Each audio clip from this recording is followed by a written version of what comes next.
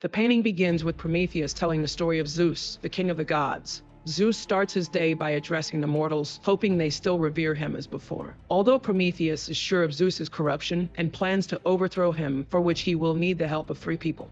The first is Eurydice, or simply Riti, who lives on Crete and is dissatisfied with her life.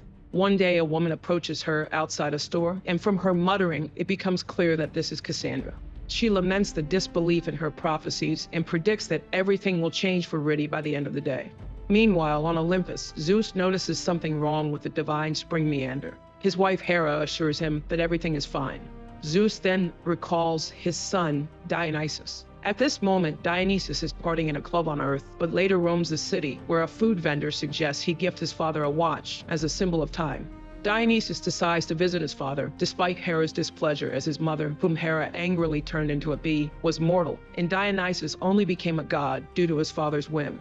Zeus is watching a ceremony unveiling his statue on Crete, where one of the women sacrifices herself in the name of the gods. When Dionysus gives him the watch, Zeus doesn't show much enthusiasm, as he already has a watch from Heracles, considered a lucky charm. Nevertheless, Zeus tries on the gift, but ignores his son's pleas for a more responsible role in governing the world. Irritated by Hera's rude comments, Dionysus steals Heracles' watch and leaves. Zeus is engrossed in the statue unveiling, but when the veil falls, it turns out the statue is destroyed and covered in feces, with the words, "To hell with the gods," written on it. Minos, the president of Crete, screams in rage, and Zeus vows revenge, despite Hera suggesting that Poseidon deal with the matter. Meanwhile, Riti returns home, where Orpheus, playing the guitar, informs her that he plans to start tonight's concert at the palace with a new song named after her. Riti dislikes the idea, feeling that he is already making their relationship public against her will. But for now, she doesn't have the strength to protest. Later, Orpheus's manager takes him to Heracleion. On Olympus, Zeus is furious at what he saw and suddenly notices a wrinkle on his forehead. He immediately teleports Prometheus, who assures the king of the gods that he cannot be destroyed. But back on his rock, Prometheus laughs at Zeus's foolishness. Meanwhile, Dionysus gets new advice from the vendor, to find his own purpose instead of living for his father's approval. In Heracleion, Orpheus is preparing for the performance, confident that Eurydice will arrive soon. But Riti visits Hera's temple to speak with Hera's mute servant, Tacita, who is also her mother. Meanwhile, Orpheus starts his show with a song explaining that Eurydice is the love of his life, while in the temple, Riti confesses that she no longer loves him. Her mother cut off her tongue and abandoned her for Hera's service. However, the gods don't concern her, and she doesn't believe in prophecies. The crowd enjoys Orpheus's singing when Dionysus teleports to Heracleion to listen to him.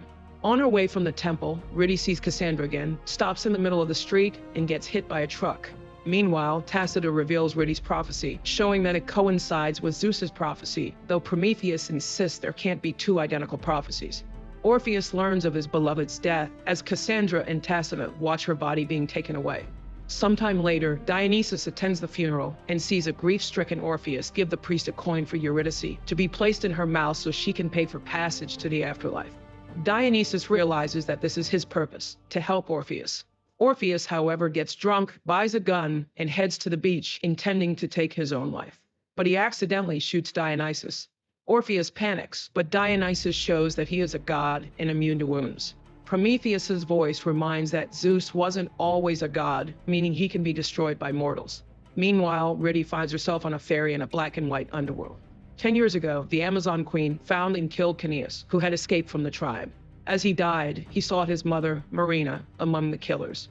In the present, Orpheus wakes up after a wild night with Dionysus and hears his assurances that he can bring Riti back. At the same time, she is sailing down the river Styx in the underworld, watching an introductory video from Hades and Persephone about the frame through which one must swim to be reborn. Later, the guardians of the underworld are summoned by Zeus in order to increase the number of swimmers escorting souls through the frame. Meanwhile, Dionysus demonstrates his power to Orpheus by driving wildly. Riti's ferry docks and passengers are met by handlers with Cerberus dogs. One of the dogs barks at Riti, and its handler, Kaos, pulls her out of the main line. For the past 10 years, he has been in this liminal world, certain he will remain a guide. However, Medusa announces his transfer to the ranks of the swimmers, though he didn't ask for this, as he's waiting for his mother. His partner Pryu is happy about it, especially as Medusa shows her one of her snakes, harmless now that they're dead. Meanwhile, Dionysus takes Orpheus to a bar called The Cave, where one can get a chance to enter the underworld.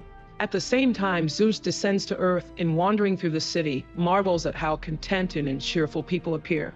He summons Prometheus and confesses his fear that his power is weakening. He believes things must return to the old ways, where people trembled before him. To do this, he plans to destroy half the world. Prometheus advises him not to. Meanwhile, Riti finds out she was buried without a coin, which means she cannot pass through the frame and renew herself. She will now remain in the underworld, working for 200 years before she finally has a chance to cross Lethe. At the same time, Orpheus learns that the jury, consisting of the Moirai, the Fates, will evaluate the performances of those seeking to bring a loved one back to Earth. In the first round, people must mark all the distinctive features, scars, and birthmarks of their loved ones on a mannequin. Meanwhile, Medusa takes the new divers to the river Lethe, where the glowing frame awaits. They must help people swim to it and reach rebirth. Back in the cave, Orpheus faces off against a couple grieving their child. The inconsolable parents perform a poignant pantomime about their love for their son. Orpheus feels he cannot do better. He is asked to sing about his beloved, but without a voice. He sits down at the instrument.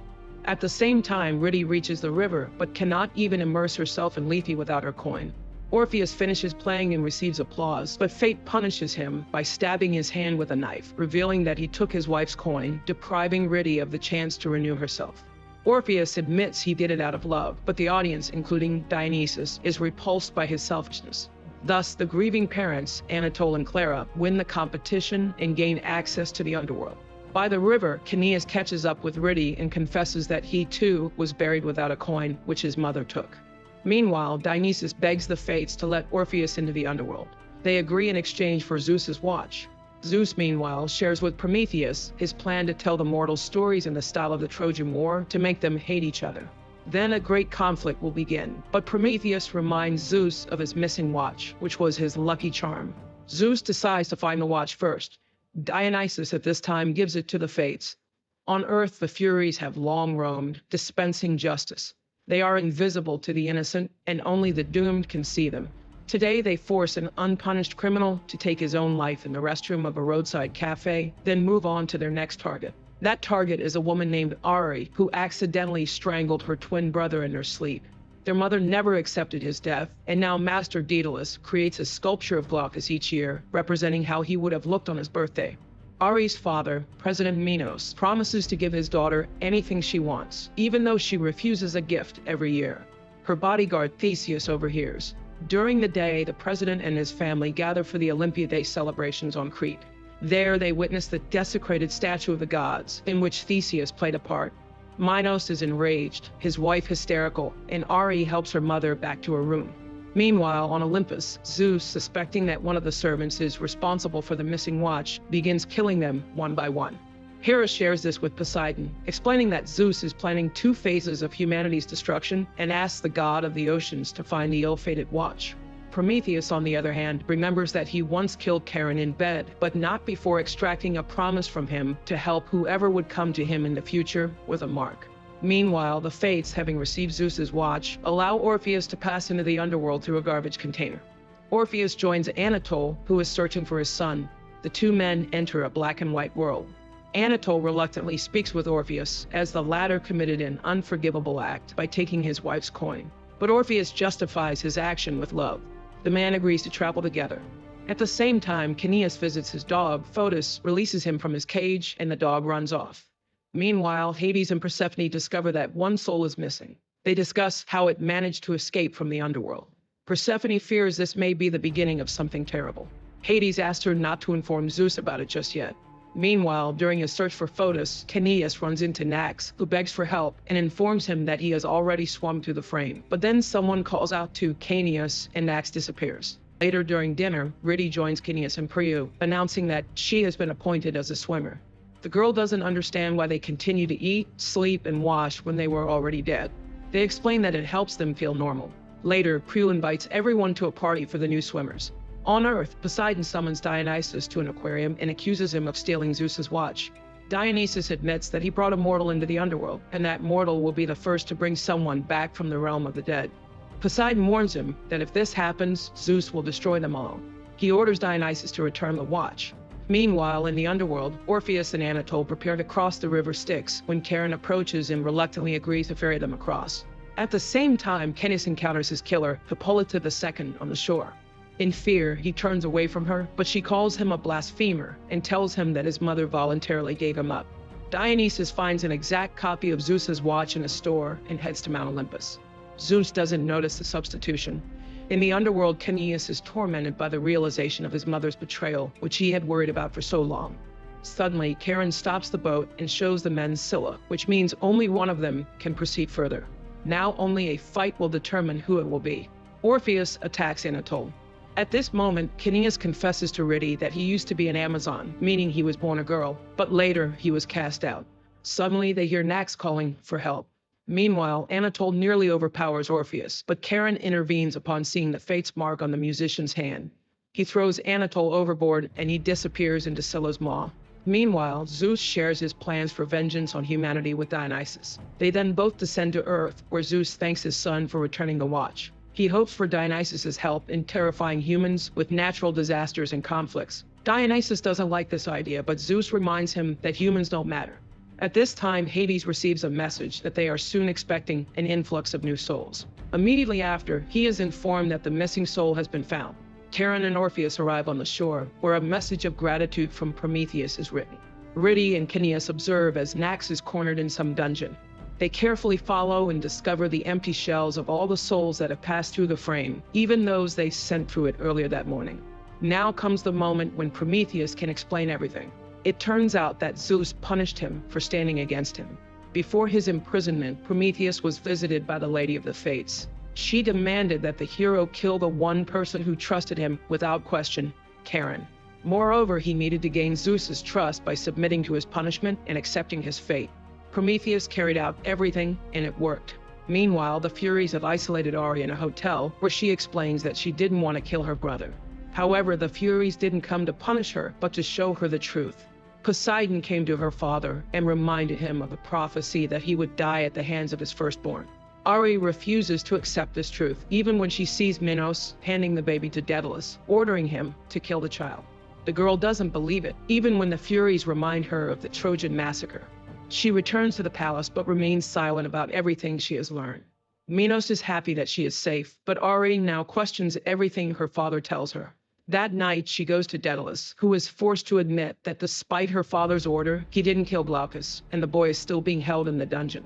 However, he has long since lost his human form, having turned into the Minotaur. Meanwhile, Zeus and Dionysus watch the news, which reports various natural disasters, much to the gods' delight. Later, Zeus heads to Hera's bathroom, where she keeps the tongues and prayers of her worshippers. He accidentally overhears her cheating on him. In search of the truth, he tortures one of her Tasitas, but she refuses to betray Hera and dies. Discovering this, the goddess asks to be shown the tongue from which he learned of her infidelity, but Zeus cannot find it among the millions of others and falls for her assurances that she isn't plotting anything against him. Calming Zeus and leaving him in bed, Hera mourns the death of her loyal Tasita. Meanwhile, Riti and Kaos continue their search for Nax, but see that he has already been found by Hades, who personally removes Nax's soul. For some reason, this causes Riti great pain and forces the pair to return to the surface, where they are spotted by Medusa. Riti doesn't understand why Kaos feels nothing and says goodbye to him. Orpheus regains consciousness on a deserted shore. At the same time, Dionysus enters a cave and learns that Orpheus has successfully crossed the Styx. Charon denies Orpheus a drink of water and reminds him that ahead lies the final trial, which he must face alone. Riti, still reeling from what Hades did to Nax, goes to Kaos and reveals that her mother became Tasita when she was 5 years old. Riti never accepted this and cursed the gods every night. Perhaps that's why it hurt her so much. Kaos then tells his story. In their tribe, boys who reach adulthood must leave the Amazon territory forever under the threat of execution. Kaos' best friend also left, but soon returned, confessing that he wanted to ask for readmittance to the tribe. Kaos reminded him of the danger and asked him to leave. That same day, Kaos saw the boy killed. That night, his mother confessed that she had long known about his rebirth since her prophecy had immediately predicted the birth of a boy, which is why she was so happy when a girl was born. But alas, you cannot deceive the gods. So Kaos hates the gods too. Realizing that they feel the same, the girl kisses him. Meanwhile, Orpheus continues walking through the wasteland, suffering from thirst and heat. Persephone urges Hades to tell Zeus the truth, as the transition world cannot hold so many souls, which may cause a breakdown. Zeus meets with Prometheus again. He realizes that the problem is not with mortals and decides to destroy the Fates, who are the source of this prophecy. But Prometheus warns Zeus that he may destroy the entire world, including himself, and gives the example of Minos, who lives in defiance of his prophecy. However, Zeus reminds him that Glaucus can escape and kill Minos at any moment. He then suggests that if the father kills the son, it will refute the prophecy and create a contender. Meanwhile, Riti and Kaos discover that they share the same prophecy. Riti recalls her encounter with Cassandra and realizes that the talks of the rebirth of those who have passed through the frame are lies. People devote their lives to the gods, hoping for a better life, but in reality, their souls turn into Meander's water, which the gods drink to stay immortal. At the same time, Hades and Persephone arrive at Zeus's and publicly announce the instability of the transition world, which is about to lead to disaster. If souls stop returning to Earth, they will run out. In a rage, Zeus pushes Hades into a pool and strikes him with lightning. Meanwhile, Orpheus struggles to make his way through the scorching desert. He begins hallucinating and eats sand, mistaking it for water. Persephone discovers that Hades is alive and vows to destroy Zeus. Zeus orders Poseidon to make Minos kill his son. The god of the ocean goes to the Fates, and they say that sometimes a person can defy prophecies. Hera asks her husband not to be like his father, Cronus. It turns out that he was a real tyrant. And when Zeus grew tired of enduring it, he killed his father, though he never understood how he managed to do it. That's when the frame was created, which collected souls instead of rebirthing them. Poseidon and Hera order Minos to kill his son, and if he refuses, Ari will be subjected to torture. Meanwhile, Orpheus encounters a man near a water cooler. The man offers him water, but if Orpheus drinks, he will not be able to bring his wife back. Despite dehydration and near death, Orpheus chooses not to drink the water, which turns out to be the final trial. After passing it, he sees a door appear, leading him to the city. The first thing the man does is rush to a water faucet, where Prue and her partner, upon learning that he is Riti's husband, volunteer to take him to her. While Orpheus embraces her in front of Kaos, she doesn't know how to tell him the truth about her feelings. On Earth, learning that Orpheus has passed all the trials, Dionysus turns to Poseidon for advice, but catches him in a compromising situation with Hera. Meanwhile, Medusa informs Charon that the man with the mark has arrived in the underworld, which means Prometheus was telling the truth. Marina, stepping out of her trailer, sees Riti's mother holding a sign that says, "Today is the day." The woman silently walks to a pre-dug grave, lies in it, puts a coin in her mouth, and pulls the trigger of a gun. At this time, Orpheus apologizes to Riti for taking her coin and preventing her from being renewed, but he did it in the name of love, and now he has come to bring her back to life. However, Riti doesn't want to return to him. It's time for a conversation with Hades, but first, Medusa tells Riti that they have been waiting for her, hoping for a change of power. Meanwhile, Zeus holds a family dinner while watching Minos kill his son. Daedalus explains to Ori how Glaucus became the Minotaur. The boy spent all day in the dark, constantly alone.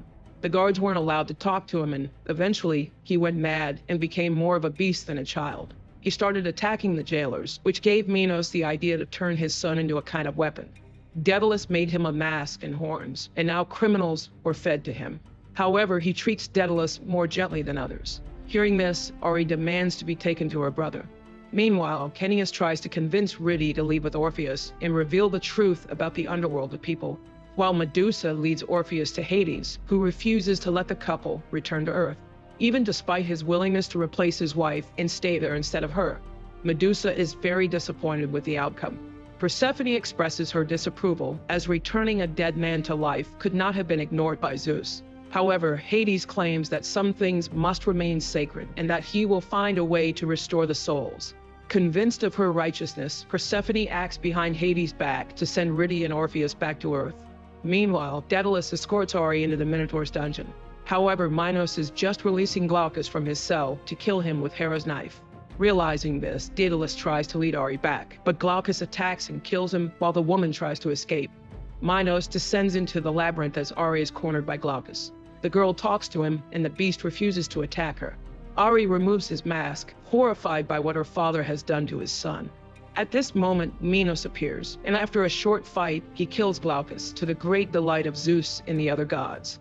Meanwhile, Medusa tells Riti that the basement of the underworld is called Nothingness, and although she doesn't know exactly what is done to the souls there, Riti can stop it by revealing everything to people. She leads Riti to Persephone, where Orpheus is already waiting for her. At the same time, Minos explains to his daughter that he did everything to protect the family, but it's at this point that Ares realizes her father misinterpreted the prophecy. While Glaucus was born first, he didn't breathe, but Ares cried out immediately. Explaining this to her father, she kills Minos with the same blade he used to kill her brother. Zeus faints in shock. Later, he wakes up and realizes that Minos is dead, that his prophecy has come true, and that he must stop his own prophecy before it's too late. Meanwhile, Persephone discovers Hades is missing. Hera demands their presence on Olympus. Hades, meanwhile, tells Medusa about his plan to restore the underworld. On Earth, Zeus goes to the Moirais cave, where they explain that for his prophecy to come true, he must believe in it. Nevertheless, Zeus intends to kill them. The Moirai not only accept their fate, but they help Zeus kill them, dousing themselves in flammable liquid while Zeus strikes a match. Before their death, they return Zeus's watch, confessing that they had received it from Dionysus. The cave burns to the ground, leaving Prometheus in shock. Meanwhile, before returning to Earth, Eurydice confesses to Orpheus that she has fallen in love with Kaos. She explains that the coin had nothing to do with it. She was already planning to leave him because she was unhappy, and then she died. Nevertheless, they still have a chance to start over, and so they continue their journey. Kaos rushes to the frame to try to stop anyone else from crossing the border, and suddenly sees his mother. At the same time, Hades enters nothingness and attempts to restore Naxos' soul, but to no avail. Kaos accuses Marina of betrayal, but she insists that she only brought the Amazons to him to fulfill his prophecy. She had waited 10 years and had now come to guide him through the frame. Kaos reveals that the gods lied to them and that no one returns to Earth. However, Marina enters Lethe. Kaos dives after her and suddenly begins to sink into the water. He catches up with his mother and they both disappear into the frame. Prometheus does not understand what is happening, as the prophecy is not being fulfilled, and he still does not gain his freedom. Meanwhile, Zeus returns home and distributes bottles of water from Meander to his family. Dionysus's bottle is only half full, and Persephone receives none at all, as Meander's consumption will now depend on their obedience. He also announces that he has destroyed the fates, and therefore all prophecies. Dionysus is forced to admit that he gave the watch to the fates so a mortal could return his wife from the dead. However, Persephone contradicts this, revealing that Orpheus has died. As punishment for disobedience, Zeus kills Dionysus's beloved kitten. He also burns Hera's bees, declaring that she will no longer keep the mother of his children in servitude. Suddenly, Poseidon confesses that he loves Hera and asks her to come away with him, but she laughs at him. Nevertheless, Zeus pours out Poseidon's water and banishes him. Zeus then declares that he will now rule not only Crete, but also the underworld and everything else. He goes to Prometheus to discuss what has happened, but as soon as Prometheus explains that he has never betrayed Zeus, he suddenly disappears. Meanwhile, Ares drags Glaucus's body to the palace and tells the whole truth. Her mother, crying over her son, approves of her actions. Eurydice and Orpheus manage to return to Earth. To Orpheus's surprise, the cave has disappeared, but his car remains. He offers to drive Eurydice to the city, but she refuses. Orpheus apologizes for keeping her coin, but she thanks him for returning her life and hugs him goodbye. Near Heracleion, Eurydice encounters Cassandra, who tells her that she has now become a prophet as well. She instructs Eurydice to find Ares and free the living, while Kaos will do the same with the dead. Meanwhile, in nothingness, Kaos' soul restores itself. He wakes up next to his mother, who opens her eyes with the word Kaos on her lips. Prometheus finds himself on Olympus, where he is awaited by the invisible fates, who explain that they cannot be killed, and that, according to the prophecy, he is now granted freedom. Zeus finds Prometheus on his throne. Try as he might, he cannot send him back to the rock. What's more, he suddenly notices a cut on his hand, despite the fact that gods do not bleed. Meander stops flowing, which means that Zeus is no longer a god. Hera calls someone from a payphone, ordering them to assemble a team and prepare a free bed, and sets off on her journey with her Tacitus. Hades asks how it is possible that Kaos can restore human souls. Prometheus warns Zeus of the approaching Kaos. Ares meets with Andromache to discuss the restoration of Troy and the destruction of Olympus. Dionysus gazes at his half-full bottle. Kaos is the best show of August, especially for those who are fascinated by Greek mythology. It's an unconventional and vibrant reimagining of ancient Greek myths, where the heroes of ancient legends are transported to the modern world. The finale leaves a sense of incompleteness, allowing hope for a continuation.